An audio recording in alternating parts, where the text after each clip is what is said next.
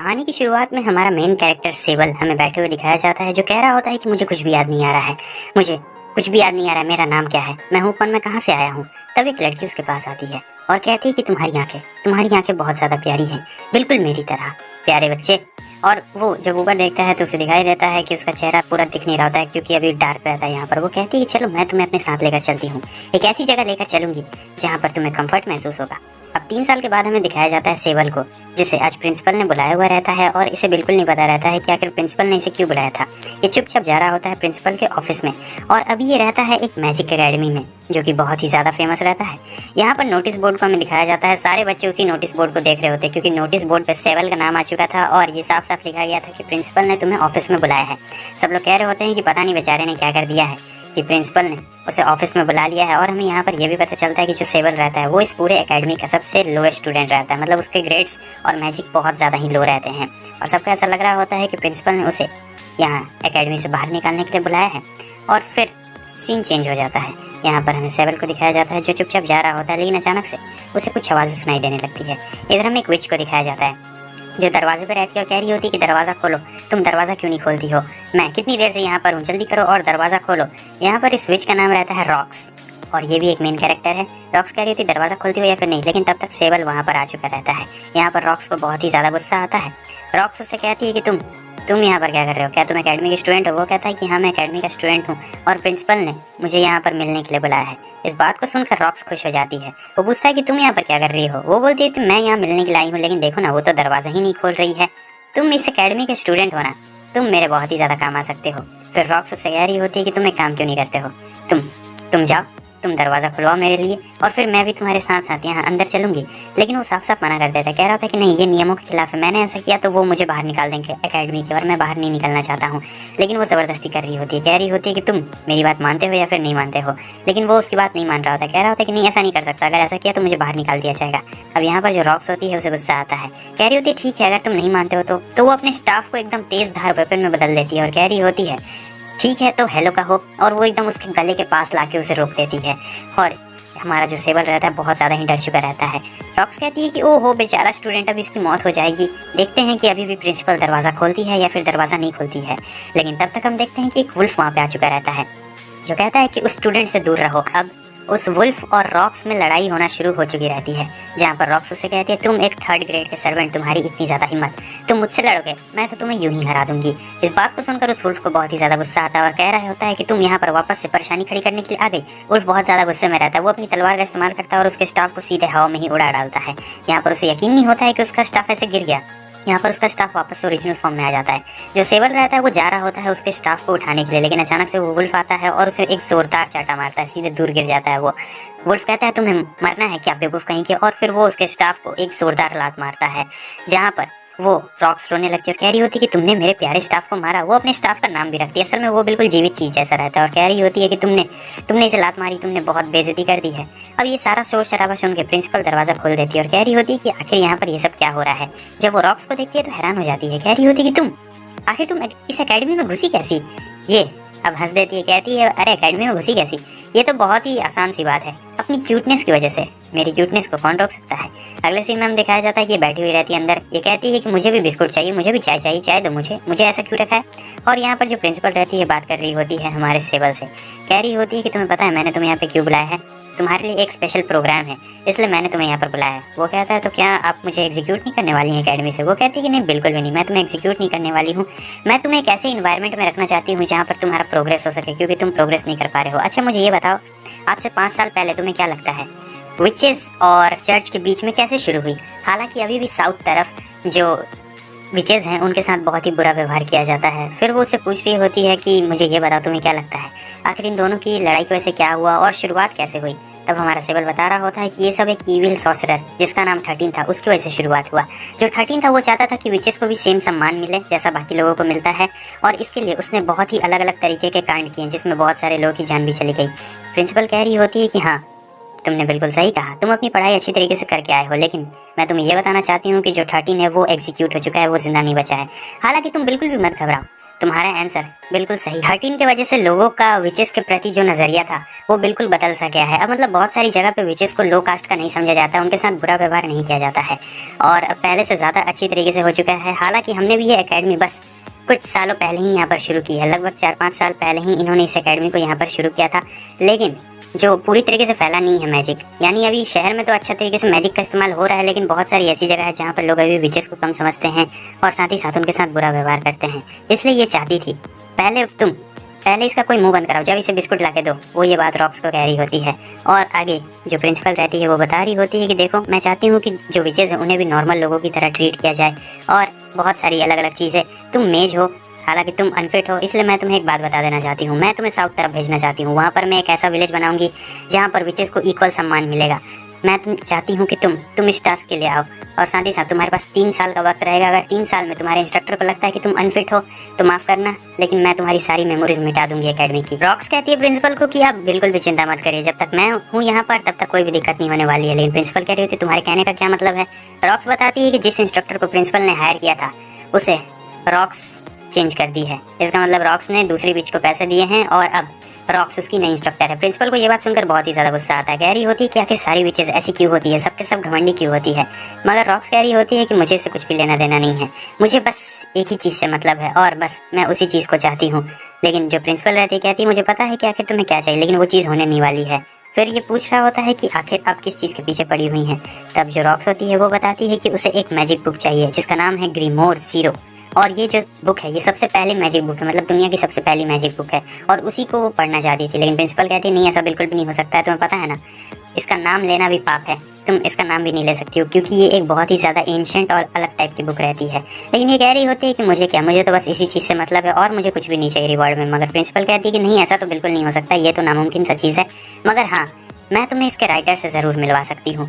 उधर वुल्फ कह रहा होता है कि मैडम आप ये क्या बात कर रही हैं, लेकिन प्रिंसिपल कहती है कि चिंता मत करो, कम से कम इतना तो हम लोग इसके लिए कर ही सकते हैं। रॉक्स भी यहाँ पर खुश हो चुकी थी। अगले सीन में हमें दिखाया जाता है कि रॉक्स मिलती है उससे और कह रही होती है क्या ये पहली बार है तुम्हारा, पहली बार तुम बाहर निकलने वाले हो क्या किंगडम से, ये हमारा स्पेशल ट्रीटमेंट है।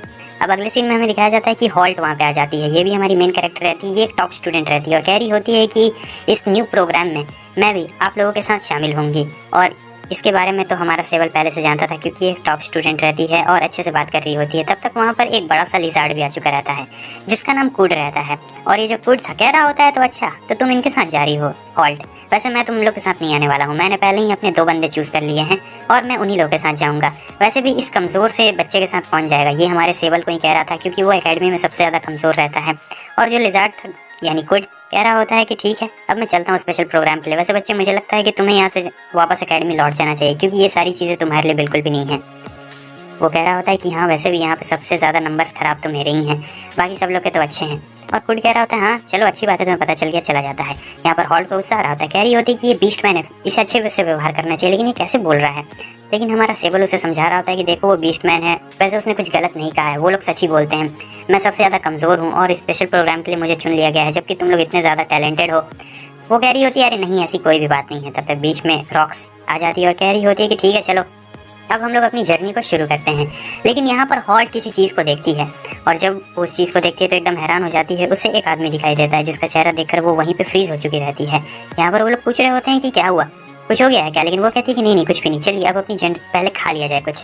ये लोग खाने जाते हैं तभी इन्हें पता चलता है कि रॉक्स की जो मैजिक स्टिक है वो खाना भी खाती है, पानी भी पीती है, सब बिल्कुल असली मैजिक क्रिएचर की तरह। और यहाँ पर हमें ये भी बताया जाता है कि वो दूसरों का मैजिक सक भी कर सकता है। तब सेवल कहता है अच्छा इसलिए मुझे छूने से मना कर दिया था। अब यहाँ पर ये लोग अपना बात कर रहे होते हैं, थोड़ा बहुत एक दूसरे का इंट्रोडक्शन ले रहे होते हैं। सीन कट होता है, हम देखते हैं कि ये लोग जा रहे होते हैं सफ़र में, लेकिन यहाँ पर सेवल की हालत ख़राब होती है, उसे वोमिटिंग हो रही होती है। तब यहाँ पर जो रॉक्स रहती है उसे अपना प्यारा सा हैंकरचिप दे देती है जो किसी को नहीं देती है। अब यहाँ पर सेवल की तो हालत बहुत ही ज़्यादा ख़राब हो रही थी, इसलिए वो लोग थोड़ा आराम करते हैं।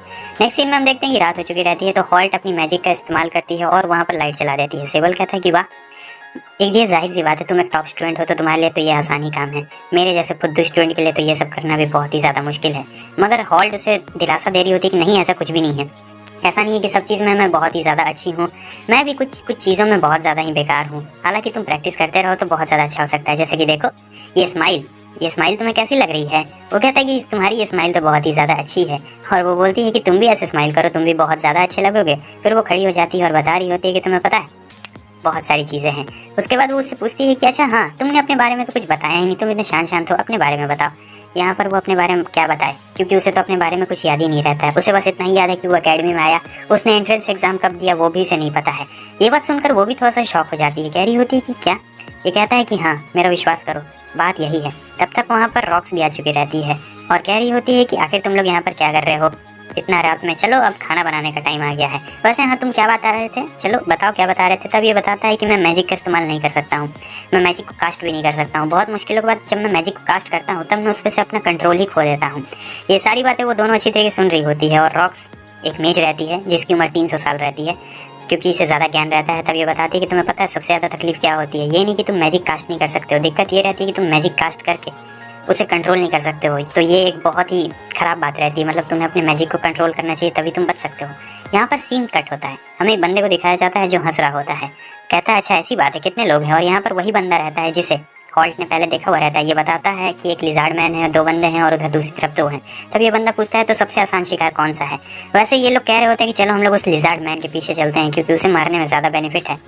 और मैं आपको बता दूं कि ये लोग चर्च से रहते हैं और पहले भी आपको बता दिया गया है कि चर्च और जो विच रहती हैं उनके बीच में बहुत ही लड़ाई चलती रहती है। तो ये लोग चर्च के लोग रहते हैं और ये लोग मारना चाहते थे।